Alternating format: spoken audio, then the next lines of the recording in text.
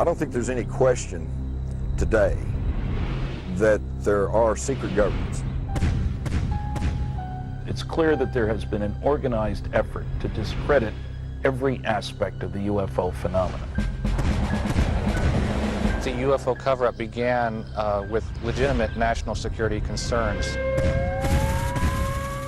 When you're dealing with the military, especially in matters of secrecy, the idea is to deceive. It's likely that we're going to find out for sure whether this Roswell event happened or not. How on earth would you keep a secret like that so long?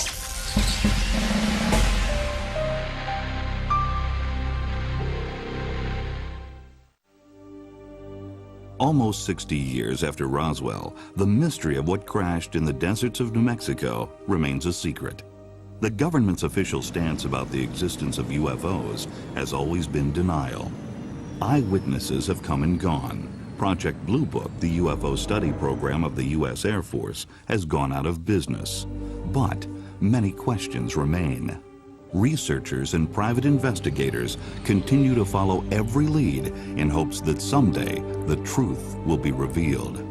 Newly leaked classified government documents may be the first real evidence to shed light on this never-ending story. I decided that instead of looking at photographs, or instead of trying to sort out new witness testimony, that it'd be better to try a different approach, which was the approach of authenticating documents. Dating from the 1940s and 1950s, these documents refer to extraterrestrial contact and the secret operation established to investigate this phenomenon. This project was led by a group of men appointed by executive order. They operated under the code name MJ12, or simply MJ12. If it is true that the United States government has pursued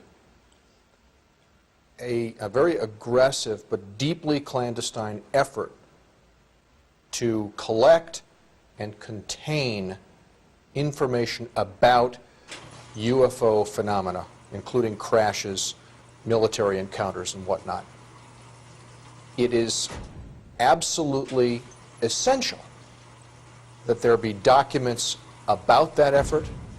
And when I look at the MJ12 documents, I say to myself, these are the kinds of documents a person would expect to see. This kind of document has to exist. It is the unanimous opinion of the members that Operation Majestic 12 be a fully funded, operational, top-secret research and development intelligence gathering agency. It is also recommended that a panel of experts be appointed to chair and oversee the functions and operations of said agency. Its members should have appropriate security clearances. What impresses me most about these documents is all these checkable details. We got so many names to check out, so many dates, and so many places. We'll be at this for the next couple of years, but so far it looks impressive that these things are checking out to be true, real, and authentic. A major objection to all the documents is that we don't know who provided them. We have to consider, of course, that whoever did was violating the law and would be subject to enormous penalties for photographing classified documents and giving them to people who don't have any authorization to receive them. It began in 1988 when I began filing Freedom of Information Act requests to the government for any information on UFOs. And then in October 1992, I went to the post office and I pulled out a Time magazine that had a document inserted in it, and I just thought it was a prank. I was working my shift as a security officer at Pine Knot Landing. An old gentleman came to the gate and he said, "Well, I'm Thomas Cantwell." He told me he was in the Army's Counterintelligence Interplanetary Phenomenon Unit since 1942 and had been involved in the UFO program almost into the 1980s.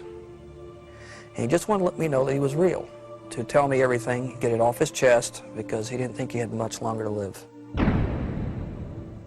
The IPU stands for the Interplanetary Phenomenon Unit, and this is rumored to have been a unit within the Army late 40s, early 50s. Some people link the late Douglas MacArthur with this group, that they were involved in some kind of early UFO investigation. My father himself had been involved in the United States Air Force's UFO program for several years. I also learned after my father's death, by going through his papers, that he was awarded the Air Force Commendation Medal and was given a special citation by order of General LeMay for his outstanding work in the United States Air Force UFO program.